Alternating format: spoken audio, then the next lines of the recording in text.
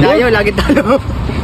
Alright, for today's video, dadayuin ko sila Igso. At para maglaro ng basketball dahil kahapon talo kami, kailangan namin bumawi. Kadating namin sa basketballan ay marami palang naglalaro. Nintay muna namin matapos yung laro nila bago kami mangaya ng 3 versus 3. Pustahan 2020 dahil sa amin pagpawisan lang ang importante. Di ko na nakuha na ng video yung laro namin dahil walang maghahawak ng cellphone. 2 games lang kami at sobrang pagod na, di na kaya ng enerhiya. Samantalang ang kalaban aggressive at di na papagod. Araw-araw naglalaro kami naman pag may beacon time lang. Pero goods na goods naman dahil masaya at pinagpapawisan talaga. Pagkatapos ng laro namin ay umuwi kagad. Hindi na kami nanonood sa kanilang larong 5v5 dahil pagod na at kailangan na naming magpahinga. Tatambay muna ako ng ilang oras iyan dahil may LTO na nakaabang sa daan. Pag nahuling expired na yung rehistro ng motor, ang laking mababayaran. Expired na kasi yung rehistro ng motor ko at di ko pa na-renew. Kaya nag-iingat muna ako sa manghuhuli dahil malaki ang penalty. 10,000 to 12k ang penalty pag di ka sunerte. At yun, madilim na, pwede nang umuwi. Dahil 1 hour lang naman nagche-checkpoint yung mga LTO. Tapos lilipat sa ibang area. Yun ang sabi nila pero di ako sure. At yun lang, salamat sa panonood.